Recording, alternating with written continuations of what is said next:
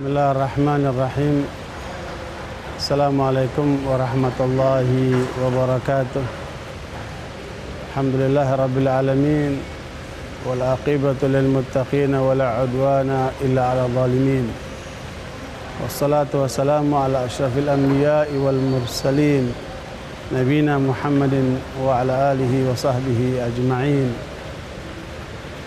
Qala Allah Ta'ala وَإِذْ قَالَ رَبُّكَ لِلْمَلَائِكَةِ إِنِّي خَالِقٌ بَشَرًا مِنْ طِينٍ فَإِذَا سَوَّيْتُهُ وَنَفَخْتُ فِيهِ مِنْ رُوحِي فَقَعُوا لَهُ سَاجِدِينَ.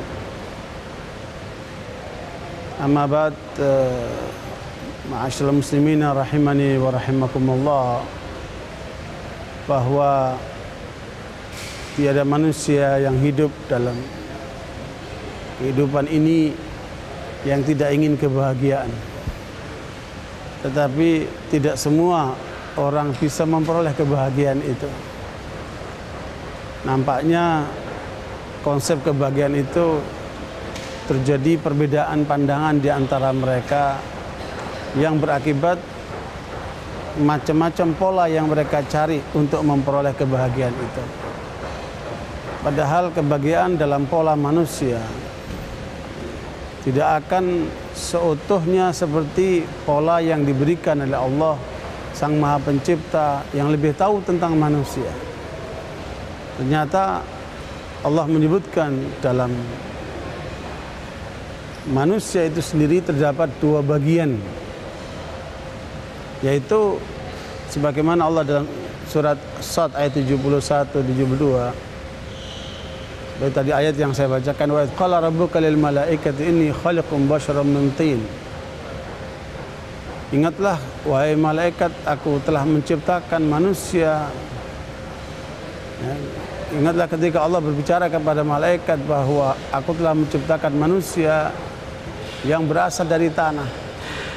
Perhatikan para pemirsa rahimakumullah, ketika Allah menyebutkan tentang fisik kita dikaitkan dengan tanah. Makanya kita akan senantiasa sebagai manusia terkait dengan tanah. Lihatlah pesawat Malaysia M370 yang hilang itu. Bagaimana keluarganya berharap untuk bisa mendapatkan minimal mayat dari mereka yang sudah hancur lebur itu untuk bisa dikebumikan.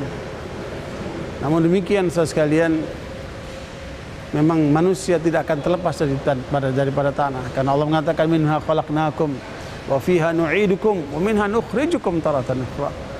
Kalian berasal dari tanah, akan kembali kepada tanah, dan akan dibangkitkan dari tanah. Karena itu kita sebagai manusia, dan itu adalah physically, secara fisik saja kaitan dengan tanah. Selanjutnya apa Allah mengatakan? Fa idza sawaituhu wa nafakhtu fihi min ruhi faqa'u lahu sajidin. Ketika aku sempurnakan ciptaan manusia itu dan kutiupkan ke dalamnya ruhku, kata Allah. Perhatikan, ketika menyebutkan ruh dikaitkan dengan Allah Subhanahu wa taala. Jika kutiupkan ruh pada manusia itu, ruhku, maka para malaikat pun bersujud kepadanya. Qur'an barakallahu fikum. Di sini ada dua bagian yang kita kenal dengan jasmani dan rohani.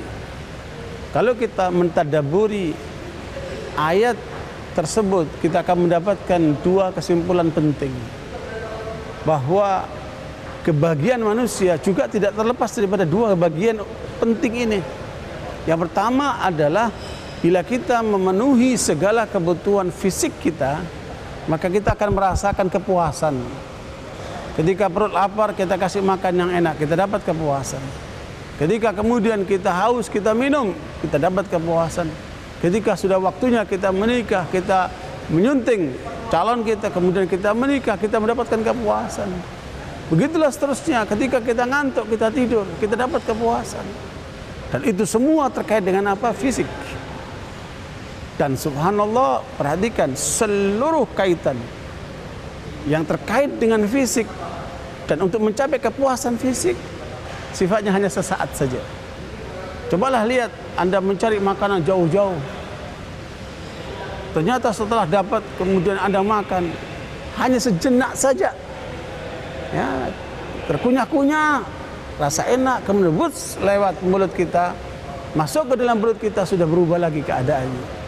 Bahkan kemudian sakit perut, kemudian terjadi hal-hal yang bahkan menimbulkan penyakit, kolesterol dan sebagainya. Itulah hakikat daripada kebahagiaan fisik yang sifatnya sesaat saja. Namun demikian, terus kalian, itu bisa diukur dalam semua hal. Enaknya hidup ini apa? Menikah. Tetapi apa yang kita peroleh ketika menikah? Paling dapat orang bilang honeymoon. Honeymoon cuma sebulan, rugi amat. Rugi amat itu. Meskipun begitu, lihatlah pasangan kita baru saja menikah, udah hamil dia.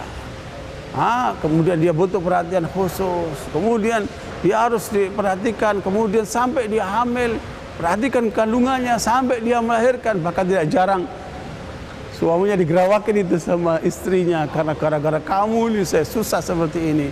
Begitu berat melahirkan seorang anak pertama. Begitulah seterusnya. Subhanallah. Ambillah pelajaran saudara sekalian, bahwa kebahagiaan yang kaitan dengan fisik hanya sesaat saja. Tapi hal yang kedua yang perlu diperhatikan, dan ini banyak orang kemudian mengabaikannya, apa itu? Kebahagiaan rohani. Nah, kebahagiaan rohani inilah yang kemudian perlu untuk kemudian kita renungkan, agar kemudian kita bisa memperoleh kebahagiaan hakiki. Dan kebahagiaan rohani inilah yang akan memanjang saudara sekalian.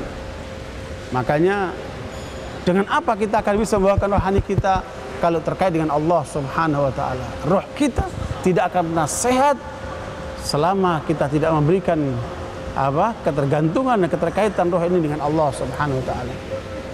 Disinilah pentingnya kita mengkaji tauhid, kita mendalami ajaran-ajaran syariat, kita kemudian mengaplikasikan akhlak mulia untuk bisa memenuhi kebutuhan ruh, yang itu semua adalah ketentuan Allah Subhanahu wa taala.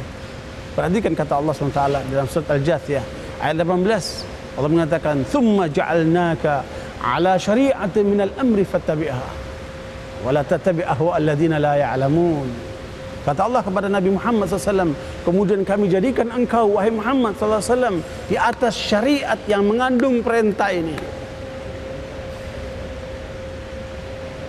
Maka ikutilah syariat itu, kata Allah. Dan jangan kamu mengikuti hawa nafsu orang-orang yang tidak berilmu. Jadi seluruh kaitan yang tidak sesuai dengan syariat Allah diikuti oleh banyak manusia itu, maka itu berarti mereka hanya mengikuti hawa nafsu, dan dasarnya pasti karena tanpa ilmu. Dan apakah itu yang kita akan peroleh saudara sekalian? Ini adalah kehidupan yang nyata dari apa yang terjadi, dari kehidupan orang-orang kafir itu, dari kehidupan mereka yang tidak mengenal Allah, daripada tidak mengikuti kehidupan mereka yang tidak jarang seperti binatang. Apa kita saksikan dari kehidupan mereka? Ujungnya kegersangan. Bahkan tidak jarang dari mereka bunuh diri. Bukankah Elvis Presley itu adalah seorang yang ganteng, terkenal, kaya, tetapi ujung-ujungnya apa? Bunuh diri. Model seperti ini begini banyak dalam kehidupan nyata. Inilah akibat kegersangan jiwa yang tidak terkait dengan Allah Subhanahu wa taala. Makanya Allah menyebutkan tentang mereka yang tidak mengenal Allah itu, ulaika kal an'ami bal hum adall. Mereka seperti binatang-binatang ternak, bahkan mereka lebih rendah dari binatang ternak itu. Karena itu ikhwan barakallahu fikum, inilah yang kemudian perlu kita perhatikan, kehidupan rohani kita yang terkait dengan Allah, dengan menjalankan syariat Allah secara benar, sehingga kemudian kita bisa memenuhi kebutuhan rohani kita dan mengarahkan kehidupan jasmani kita, sehingga dua bagian ini dapat kita raih kebahagiaan yang hakiki dalam roh kita dan kebahagiaan fisik kita yang kemudian sesuai dengan ketentuan syariat. Itulah kebahagiaan yang akan kita raih dengan suatu kenikmatan di dunia sampai memanjang nanti di akhirat, kehidupan abadi, kesenangan abadi yang ada di surga insyaallah. Barakallahu fikum. Wassalamualaikum warahmatullahi wabarakatuh. Semoga bermanfaat. Wassalamualaikum warahmatullahi wabarakatuh.